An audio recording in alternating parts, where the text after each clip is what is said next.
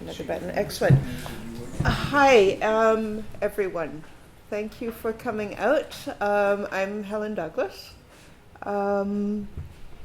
What do I want to say? First of all, thanks to the fabulous folks at Kalk Books for making this venue available and for all the lovely work they did getting the projector and the screen and setting up and everything, and their support for community stuff and for books is something that we all should be supporting, so no one should leave here without buying a book or a voucher. Thank you. And my book's up there too. And while I've just said that, my book is up there, Love and Arms, Violence and Justification After Levinas, which is a philosophy book that looks at the question of ethics and just violence, armed struggle. And also up there are some cards. And if you're interested in seeing more of what I do, my web address is on there. Tonight is actually the night that we would normally be having the monthly philosophy cafe. Some of you are habitués of the cafe.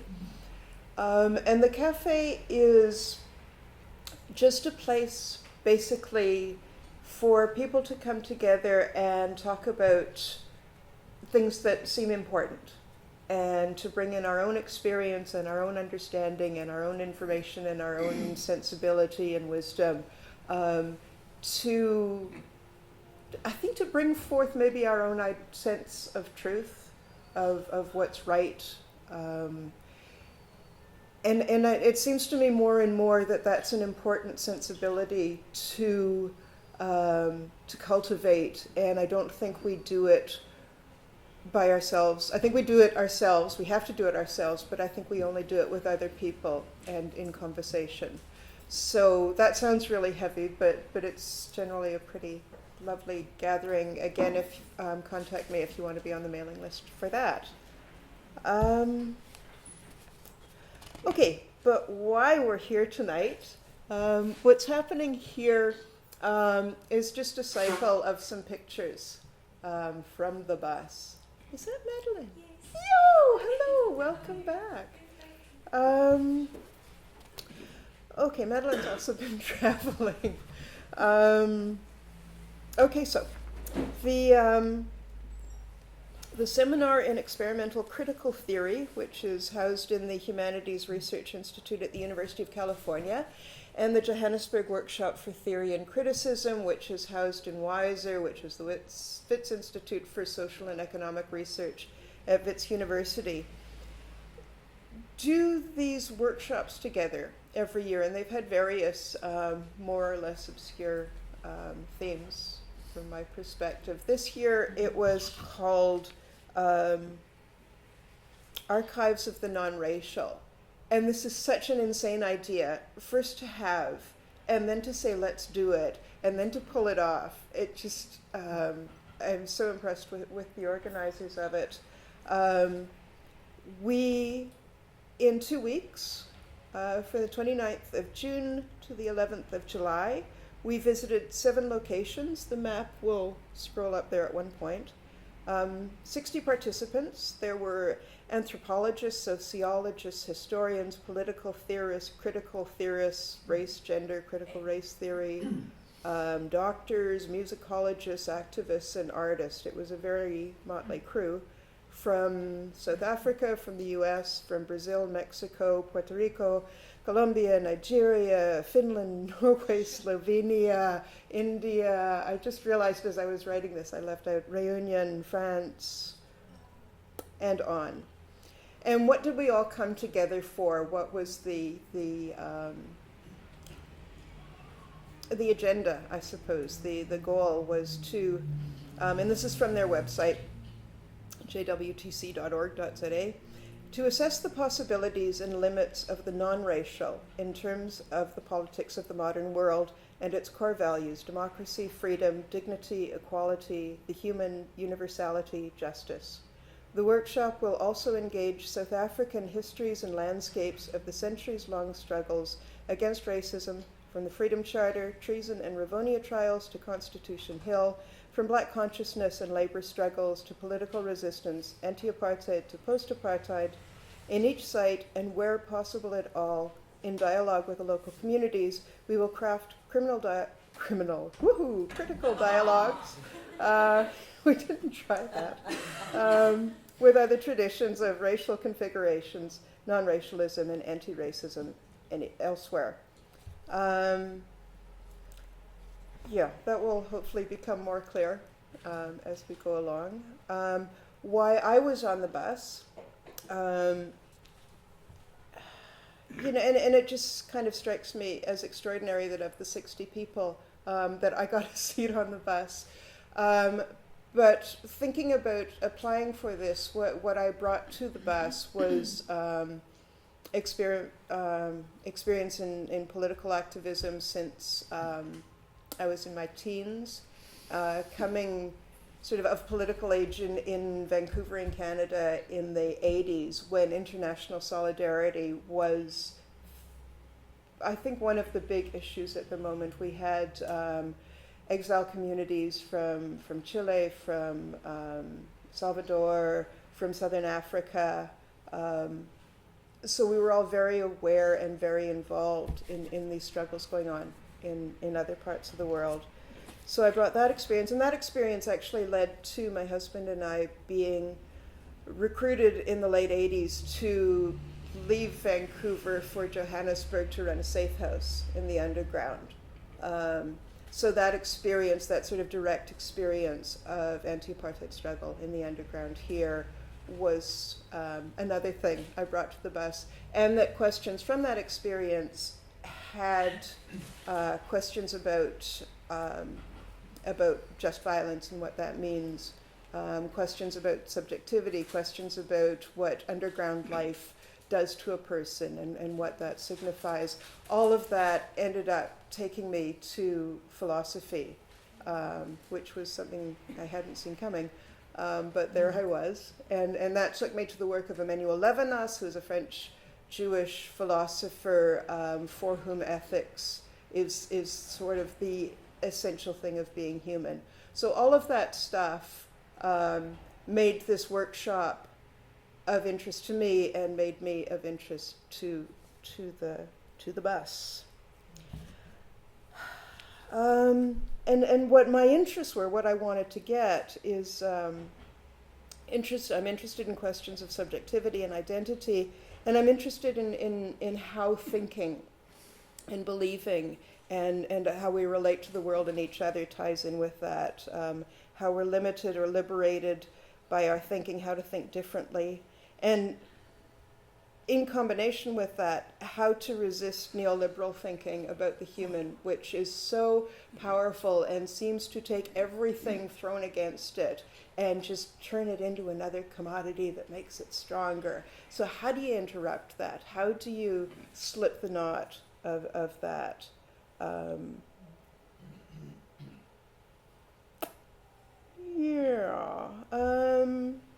And also, I guess that as a philosopher, I am a practical philosopher, which doesn't mean this practical philosophy school in Claremont or whatever it is.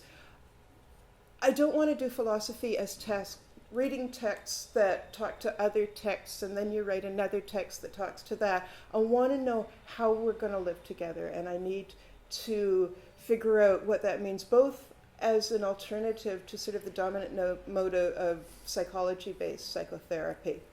Take away that framework. How does relating to each other make us less crazy? And as opposed to orthodox philosophy, what does it actually mean to go back to maybe the Greek connection of the idea of philosophy as a means to living well? So this is all in the air for me. This 2 weeks was absolutely insane. We arrived on Saturday, check into the guest houses. There's this mad street party in Melville that night. Next day we get on the bus for the first time and we go to Wits. And what happened? There was some tea and we're sort of looking around and who are you and what are you doing? And this is what I'm doing. And then there was a talk. And then we had lunch. And then we got on the bus and we went to the Museum Africa in Newtown for a photographic exhibit on apartheid, and then we went for dinner. Day 2, we're up in the morning and we sit around this big room that you've seen and have like a few minutes to introduce ourselves, find out who's in the room. Then there was a talk, and then there was tea, and then there was discussion, and then there was lunch, and then there was a talk, and then there was tea, and then there was a break, and then there was a talk. And at 10 o'clock, we're going back to the guest house. Then the next day, we have to check out of the guest house, load the bus. This is the first time we see if everybody's luggage is actually going to fit. And let's see. I can't even keep track of this. There's a morning talk, a really nice talk, then there's lunch, and then we get on the bus and we drive to Swaziland. And we get there in the dark and we sort of take the bus places that no bus should ever have to go. I mean, it was like 12-hour day, 14-hour day. And it was, I can't do any more of this. And then you just start talking to somebody. And there was such an incredible buzz, and the organization was so brilliant. Where we stayed, where we ate, the events that were organized, it was really an impeccable piece of work by the people responsible for it. So, what I'm going to do is give you a few highlights of things that caught me. Anybody from the bus who is going to tell you about the bus would tell you a different story, and we'd probably each tell a different story every time we told it. So what I'm giving you is this from things that interested me, things that I found really helpful. And I was thinking today, my image of the day is, we haven't, here's the big news, we haven't solved racism. So if that's what you hear tonight, sorry. But it seems to me that the conversation has gotten so stuck and so unhelpful for the people that we really need to be getting our heads straight about and getting our actions straight about. And it felt like a dog that sort of got wrapped up in a lot of ropes, and it's tied to something, and it's like not happy, and it's all tied up, and you want to go up and you want to help the dog, but it's going to snap at you, it's going to bite you. And so what you need to do is find a way to kind of calm the situation down and release the rope a little bit so that you could maybe unloop it a little bit. And I think that's what we actually accomplished, is we made a little bit of space. We had some different thoughts, we had some different engagements, and it's a very small thing that feels like rather a lot in a small way. So the first thing we did, and this was very well calculated by the organizers, is our first session was Sheila Mbabane, who's the sort of intellectual leader of this process at JWTC, and Adam Habib, who's you all know, the Vice Chancellor of WITS, in conversation with Ahmed Kathrada. If you're going to talk about archives of the non-racial, if you're going to talk about the non-racial as a category that the South African struggle gave a particular resonance to that is useful maybe to the rest of the world, then you could do a lot worse than talk to Ahmed Kathrada. And he spoke about relationships between people. He spoke about growing up in Swaziland and the Afrikaans families around, and that there was a lot of back and forth, and his love for Boer music and his Afrikaansness, and then going to Joburg and hitting, the sign that he holds up, about no prams and dogs and black people here. And he spoke about being in Johannesburg and meeting Walter Sisulu and Nelson Mandela and that generation, and the importance of cross-racial friendship and comradeship as a method of struggle. He spoke, we know how he spoke at Mandela's funeral, that losing Sisulu was losing a father, and losing Mandela was losing a brother. And affirming that the humanness of the struggle is a daily living practice. we can all go home now. That's what you need to know. That the struggle, the humanness of it, is a daily living practice, and you have to do it. And if I would fault Katrada's presentation, is that he made that seem really easy. He made it seem like they just walked into it. But that's it. That's all you need to know. And then the question started, and one of the young American academics came up and said, "Mr. Katrada, could you please give us your working definition of non-racialism?" And he said, "I'm not going into definitions with academics. Making resolutions in policy is one thing. These things evolve." That was the start. The next talk I want to talk about was the next morning, was Achille Mbembe sort of framing, the whole Johannesburg stay was about framing what we were doing. And Achille was talking, his talk was called Raceless Futures in Critical Black Thought. And one of the things I liked very well that he did, and he did it in a Mail and Guardian article the week before this issue, an article called Colorblind, or just blind, that anti-racism is a political, political action. It's a political program. Non-racialism is a necessary supplement to that political work, and it has two constituents. One of them is this humanness, is this ideals of behaving properly, and the other is having a dream of a non-racial future, which has something Achille characterized as the dream of a time to come when a person will be valued as a person among persons. That non-racialism offers a way, or looks for a way, to negotiate relationship other than by blood, kinship, nation, descent, that kind of business.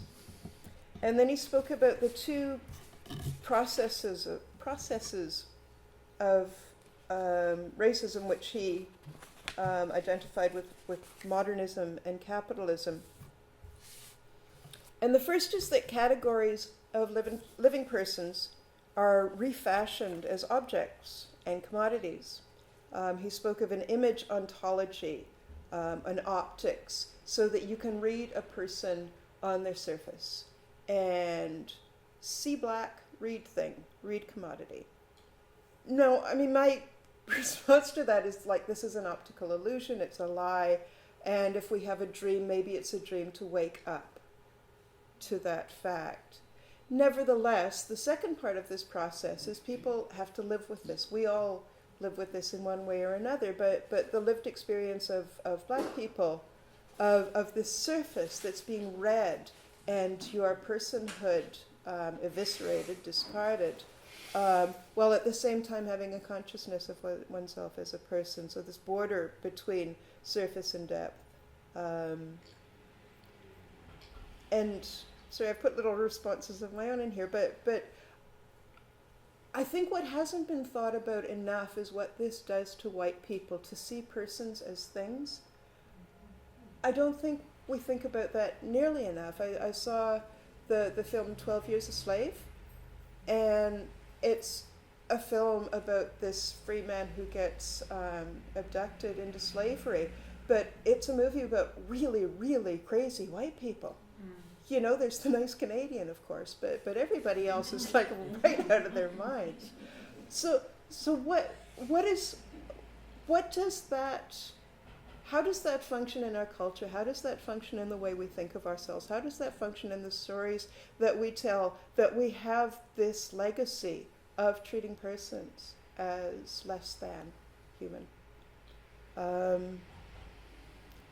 All right, Achille went into ways that sort of the black diaspora and how contemporary black thought is dealing with. There's a whole sort of interesting talk about science fiction and Afrofuturism and ways of playing with this non-humanness, which I think is a little scary but can be really effective, of continual modulation, creating possibilities and transgressions. one of the lines that came up in Ishil's talk that I'm sort of writing things down on the fly, and it's one I made a slide of it. In fighting racism, he says, we're always late. Racism, the kernel, has shifted. How can we be on time? Which makes me wonder if there isn't something we do that keeps postponing the non-racial by the way we address the anti-racist. Another thing that came up in the discussion, and I hadn't heard this before, but maybe you're familiar with it, is thinking of the current age sort of geologically as the Anthropocene. So there's all these geological ages, and the Anthropocene is the one when humans start having an actual effect on the environment, on the climate, on the physical nature of the world, which opens the need for affinities to be created between humans and non-humans to open the future. And somebody sort of sprang off from the Freedom Charter and spoke of the planet that belongs to all who live in it. And another thing came from that, which is a slide, is Francois Verger saying, what is the dream? Well, what are you prepared to risk? And that question would come up throughout the bus. What's called for? What are you willing to sacrifice? How do you, what does it mean? That question kept coming up, and we kept paying attention to it in different ways. The third talk in Joburg I want to talk about is Siba Grovogoy, who's from Guinea, teaches at Johns Hopkins, speaks speaks English very quickly with a French rhythm, and keeps saying, right, and it was like, but he gave a really fascinating talk called Race to Commonwealth, Universalism and International Law. And what I like about Siba's talk, he also had the best laugh. He's a lovely man. He raised the question of epistemology, of ways of knowledge, and he said, what are our modes of evidence? What counts for evidence? And he brought up very sharply the idea of the archive as sort of recorded history, and who's recording that history and what gets recorded. And he says most of the things that we think happened didn't actually happen, and what we think we know is wrong. And he gave various examples of that. One of the stories that was quite central to him is he talks about the beginning of international law as concerned with the law of the seas, because there were trade routes that didn't belong to any country, but several countries depended on them. And in the Strait of Malacca, there had been trade happening between Asia and Africa and Europe for centuries, and it ran well on two bases. One, that everybody had to follow the rules, because if somebody broke it, it would mess it up for everybody. So you had to be honest because you needed your neighbor to be honest, or the next guy. And also a kind of culture of pride, of being good for one's word. I don't know how true this is, but it's a good story. And then the British come in and start making contract law out of all of this. And once you start making treaties, then you can start violating them. And you can get away with stuff. And this whole sort of notion of mutual dependence, being limited by mutual dependence, being limited by one's own sense of honor, is just dispelled by contracts. And this also came up in interesting ways, which kind of I want to think about a lot more. And Siba said, talking about the future, he said, this is in the past, and I want it in my future, and it hasn't been in my past yet because it isn't recognized in the archive. What came up in the discussion then was a very interesting point that we kept trying to struggle with, is racism separated from blackness, from pigment. And what I found a really nice formulation was that you are living in a racist society when people's access to the conditions of life, to food and shelter and education and healthcare, is their access is either permitted or denied because of their race. or nationality or ethnicity or whatever. Seems useful. And the other thing I liked about Siba, I keep looking for lived practices in all of this. And Siba, with his students, he doesn't like, how did he say it? Imposing order on his students. He wants to train them to see, to sense, to witness. He's teaching them history and international law and who knows what. So instead of having a class in a semester, he has one class that he takes over 2 years, 4 semesters, and he just works with them, and it takes that kind of time and that kind of attention to give those skills. So if you're doing a class in a semester, or if you're doing however many classes in a semester, what is your lived practice there? All right, so then we're off to Swaziland. We arrived late at night. They'd made a big bonfire for us. The first people went to the bonfire and tripped over the warthogs that were sleeping in front of the fire. And we stayed in these beehive places. It was cool. It was Lilwane Wildlife Reserve. The first talk was Françoise Vergès, a woman from Réunion, and I think she lives in Paris now, but did a really nice presentation called Strange Fruit, Bananas, Racism, Sex, and Capitalism. And just a really wonderful example of taking something simple and just tying together all of these histories, all of these conditions, economic and environmental exploitation, sexual, all in the banana. And then we had a presentation on the poetry of Wapko Jensma. Does anybody know? Yeah, okay, he's so cool, hey? And I was delighted to hear this. And I'm going to read you a poem, because this I kept referring to as well in later thinking. This is called, he was born in 1939. He disappeared without a trace in August 1993. Oh, and the other nice part of this presentation is there's a publisher, Bronwyn La Fouillon, and they're reissuing Wapko's poetry, and his art is coming out next year, and this is really exciting.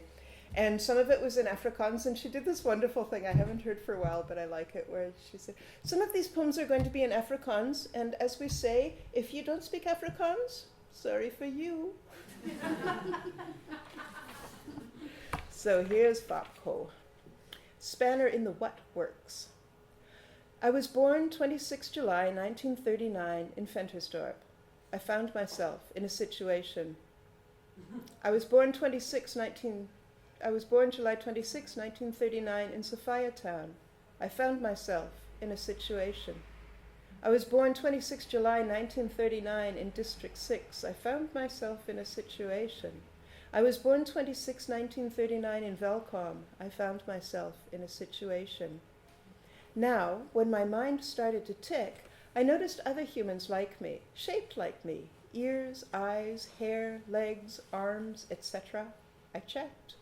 We all cast in the same shackles, flesh, mind, feeling, smell, sight, etc. Date today is 5 April 1975. I live at 23 Mountain Drive, Derdeport. Phone number 821-646, postbox 26285. I still find myself in a situation. I possess a typewriter and paper. I possess tools to profess I am artist.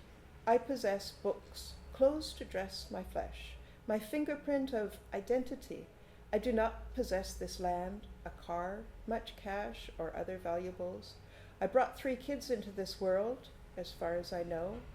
I prefer a private to a public life, I feel allowed to say.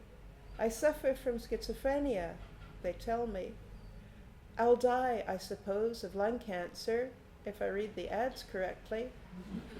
I hope to live to the age of 60. I hope to leave some evidence that I inhabited this world, that I sensed my situation, that I created something, out of my situation, out of my life, that I live as human, alive, I. I died 26 July 1999 on the Costa do Sol. I found myself in a situation. I died 26 July 1999 in the grasslands. I found myself in a situation. I died 26 July 1999 in the Kalahari. I found myself in a situation. I died 26 July 1999 in an argument. I found myself in a situation.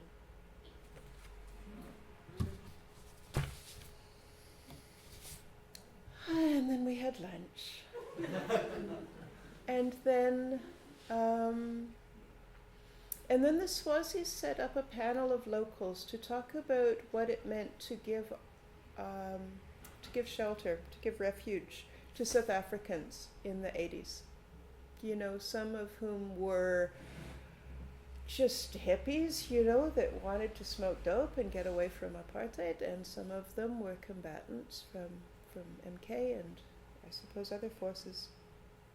And there was these two white guys that kind of had funny stories, and then there was a journalist, and then there was a white woman journalist from, I think, working for SABC, and then this magnificent man by the name of Parks Mangena, who had been a journalist at Drum Magazine, and he was dressed.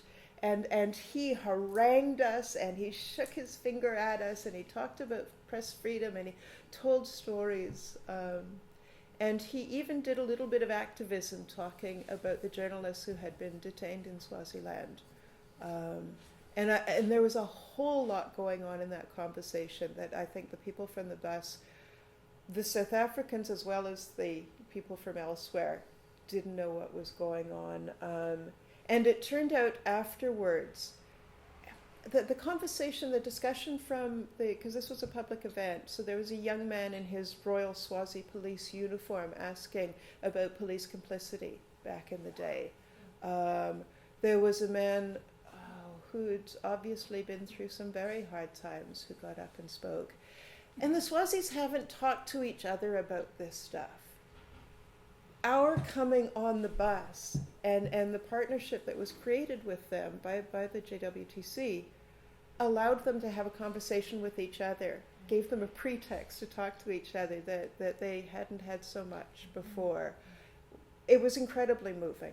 And then the fourth panelist was a woman named Dolores Godefroy, who's an old comrade from way back, and she's just feisty and strong and talks no shit. And we went to her restaurant for dinner, and she has this great sort of food manifesto on the back of the toilet doors about valuing African food, and we're not going to have the multinationals tell us how to eat, and we're not going to have genetic.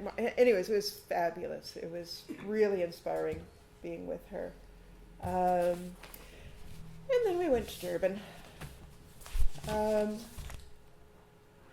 And I'm not going to talk a lot about Durban for no particular reason other than time is kind of limited.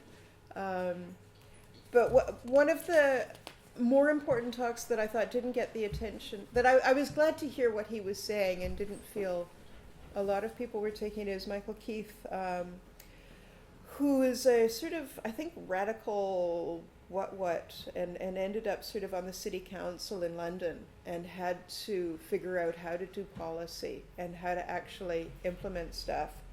And he was telling us about the right to have rights in cities of migrations. He was talking about how to think about, how to understand, how to implement, how to support the rights of migrants, how to dwell in the city.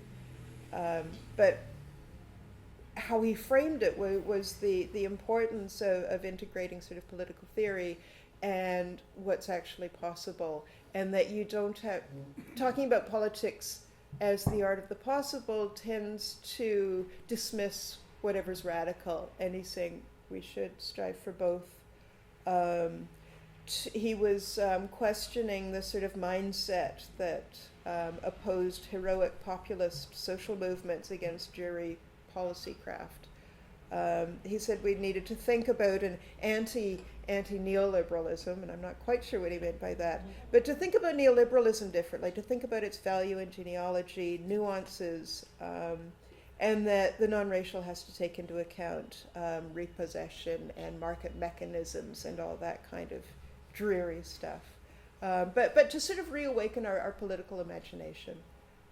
And it was nice to have that bit of sort of real world economy coming in. At lunchtime, we were at the BAT Center, which is a community arts center in Durban, and it was fun. They've got such a nice, it's right on the harbor, and they've got a really impressive little library of, I think, a lot of donated books, and a lot of it is around arts and culture and the kind of stuff that they're giving classes in. But there was also like old work in progress journals from way back when. I pick it up and I'm reading an interview with Chris Hani. It was like, whoa, time travel. But there was also, I found a copy of Coleman Barks' translation of Rumi's poetry, and I thought, well, let me just pick this up and see what Rumi has to tell me. And I'm not kidding you, this is what Rumi had to say. The mystery does not get clearer by repeating the question, nor is it brought with going to amazing places.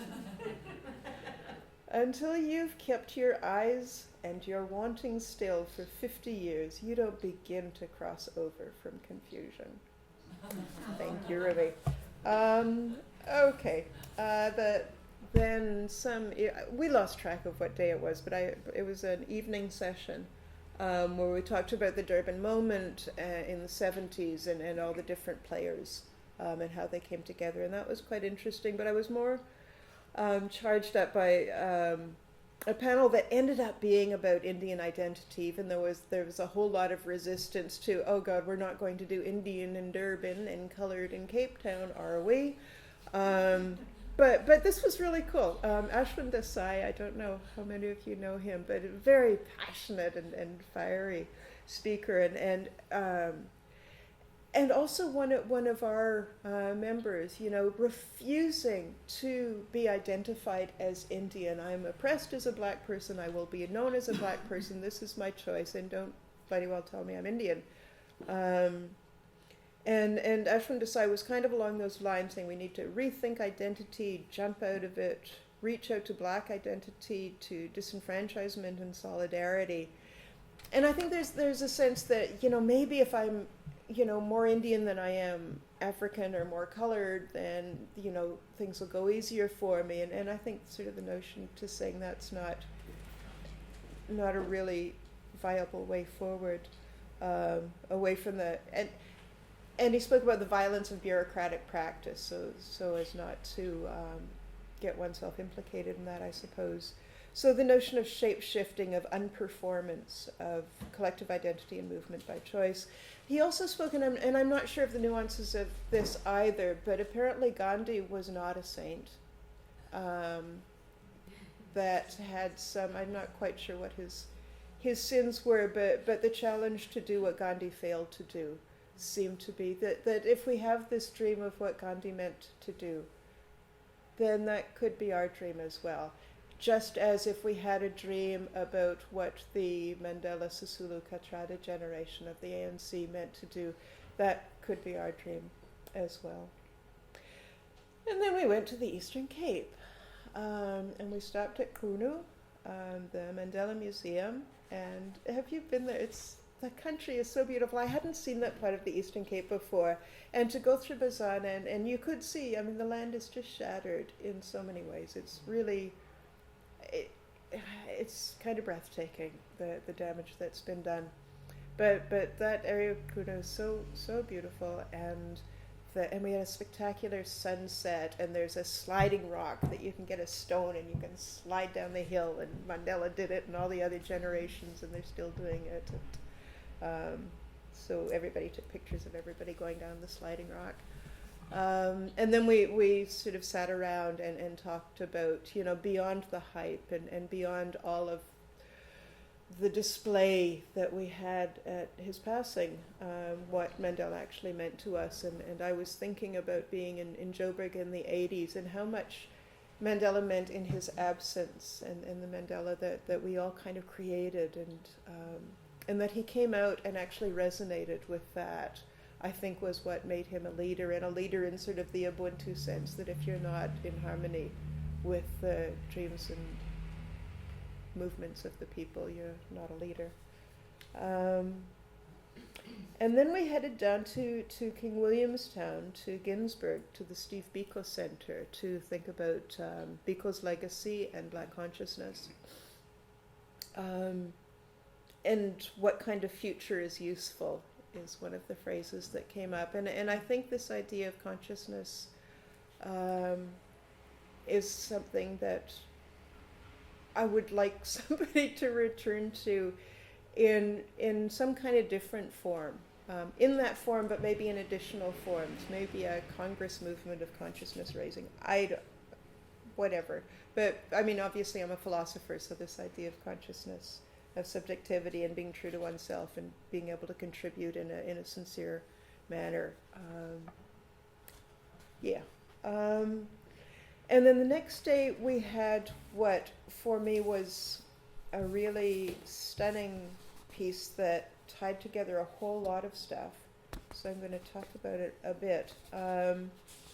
It was by a Lebanese-Australian anthropologist by the name of Hassan Haji, who's also a very lovely guy. And it was called The A-Racial. And he started by talking about Latour's notion of recalling modernity, recalling in two senses, both as remembering and also in the way that a factory will recall a faulty product and zhuzh it up a bit and send it out better than ever. And he says we need to recall anti-racism, both to remember it and to make it new and improved. And to notice that racism itself is continually changing, being recalled, reconfigured, and relaunched. So he started with what are the aims of anti-racism. And I think this is very nice and neat. To support the victims of racism, which means a better understanding of the nature of racial injury. To stop racism, which means stopping racists from being racist, or stopping racists from externalizing their racism, which it's like there might be smokers in this room, but they're not allowed to externalize their smoking right now. They've got to go somewhere else and do that. So an aim of anti-racism would be to limit the places where racists can externalize their racism, to empower racialized subjects, to disarticulate racism from other configurations of power, to transform bad racist relations into good non-racist relations, to foster an anti-racist and an a-racist culture. He spoke of the most important transformations that have changed the shape of current dominant forms of racism. First, the salience of ideological nationalism, by which he means that economic globalization has limited or weakened the structural economic grounds of nation states. And I mean, if you look at the IMF, just for instance, or globalization, how there's less and less policy space for governments and states to actually do what they want to do, to have a national agenda. So as that weakens, then it becomes more important to have like national values and national histories and that kind of identity-based nationalism to secure the unity of the nation state. The second transformation is the rise of an exclusionary, exterminatory racism at the expense of inclusionary, exploitative racism. So he's saying the old, previous forms of racism was marginalization in. So, for instance, migrant labor would come in and be exploited. But now this is being displaced by marginalization from, which means that asylum seekers are denied access, which means that there's more and more people in prison. And the third transformation is the rise of what he calls particularistic anti-racism that produces racist outcomes, which is basically racist anti-racism, which is saying, don't pick on me, I'm good, pick on that guy over there. And he noted that Zionism embodies all of these transformations. And then he moved into his field, which is critical anthropology. And the question of critical anthropology is, can we be other than we are? Radical thought creates conditions of possibility, so how do we think radically, think the possibilities? And what he proposed, or what he presented to us, was a category of the A-racial. He defined as a mode of existence characterized by a radical indifference to race, to have a mode of existence that has no investment in race. And he called it a space of radical alterity, by which he means it's not a dream, it exists. If we look for it, it's here, it's ground that could be built on, could be mobilized. And then his next step was to bring in the idea of anthropology's ontological perspectivism, and the Buddhists in the room will like this. Perspectives are not points of view on reality, but realities. The body generates modes of reality, so there's multiplicity in these realities. Realities are relations, and since there are a multiplicity of ways of relating to reality, there are a multiplicity of realities. And just as there are dominant and dominated forces within reality, there are also dominant and dominated realities. And this is where it starts getting political. So people produce a life world when they're enmeshed in it, and the real struggle is between realities. The loser loses a world, their reality is minor, the winner's is dominant. And the A-racial, he says, is such a minor reality. And then he talked about the lenticular.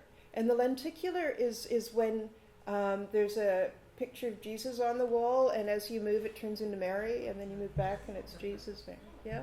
Or it's the optical image of the two faces and the vase, or the young girl and the crone, or the duck rabbit. You can look at it, and you can see the duck, and you can see the rabbit if you look differently, but you can't see them both at the same time. So he's saying that this is the way we live. And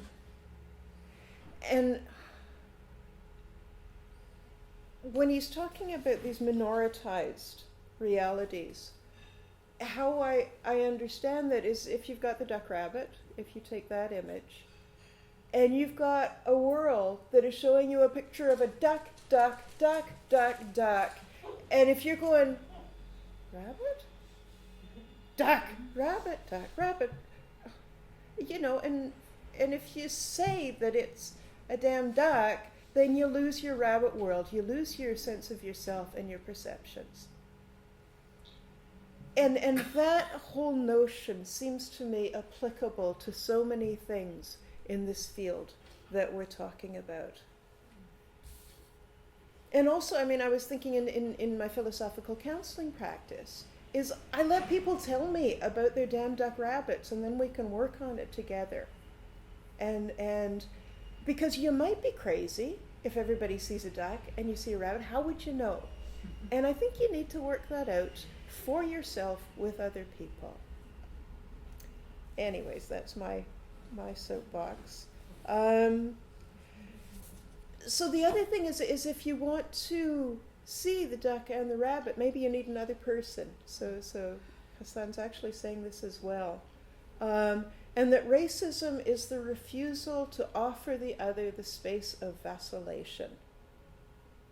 So access to the other, he says, is a gift that must not be refused.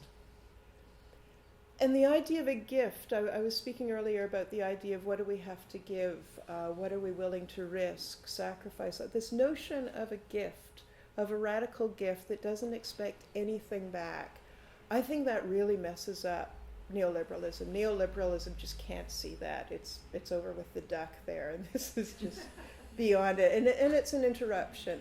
So that's interesting. Let's see.